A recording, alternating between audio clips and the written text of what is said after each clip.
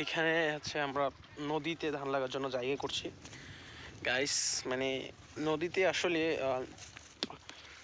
কাজ করাটা অনেক বেশি কষ্টের, কারণ আপনার নদীতে ধান লাগানোর হচ্ছে আপনার সিকিউরিটি পাওয়া যায় না যে আমরা যে ধানটা লাগাই সেটা আদৌ বাসায় নিতে পারবো কিনা। কারণ হচ্ছে আপনার বন্যার একটা সম্ভাবনা থাকে।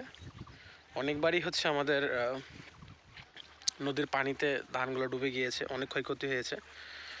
তো গাইস এখন আমি হচ্ছে নদীতে নামতেছি, আমাদের জায়গায় করতেছে। যদিও আপনার ক্ষয়ক্ষতি হয় তারপরও প্রতি বছরে লাগাই আমরা।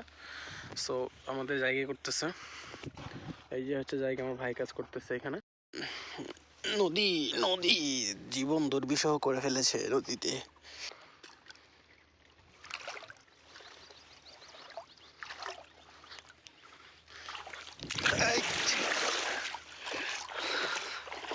সফল हो गया, সফল সফল हो गया।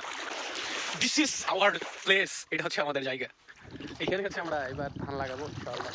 আর জায়গা করছি, প্রযুক্তির সঠিক ব্যবহার করতে হবে। তো আমরা হচ্ছে এইখানে আপনার হ্যারো আছে না, হ্যারোগুলো দিয়ে জায়গাটা কাজ করে নিয়েছি। বানটাও দিয়েছি হ্যারো দিয়ে, আমরা দুই ভাই ছিলাম আর হ্যারো ছিল, কাজ করে নিয়েছি।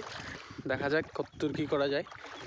আর ওই যে ধান লাগালে কি চলতেছে, মানুষের ধান লাগাচ্ছে সবাই, মোটামুটি সবাই জায়গা করতেছে। নদীর জায়গা নিয়ে কারাকারি জানেন কি বলবো।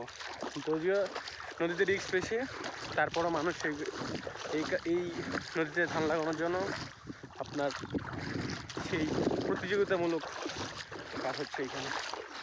আর এই যে আমার চাচানোর ধান লাগানো শেষ হয়ে গেছে অলরেডি, ওইখানে লাগাচ্ছে একজন আমার চাচা বরাব্বা। বালু আছে, বালুতে আপনার হচ্ছে এখানে টলি আছে, টলিগুলো নিয়ে বালু নিয়ে যাচ্ছে, তারপর হচ্ছে বান দিয়ে ধান লাগায়। তারপর এখান থেকে মাছের একটা মৌসুম আছে। সব মিলিয়ে নদী হচ্ছে আমাদের একটা সম্পদের মতো, প্রাকৃতিক সম্পদ।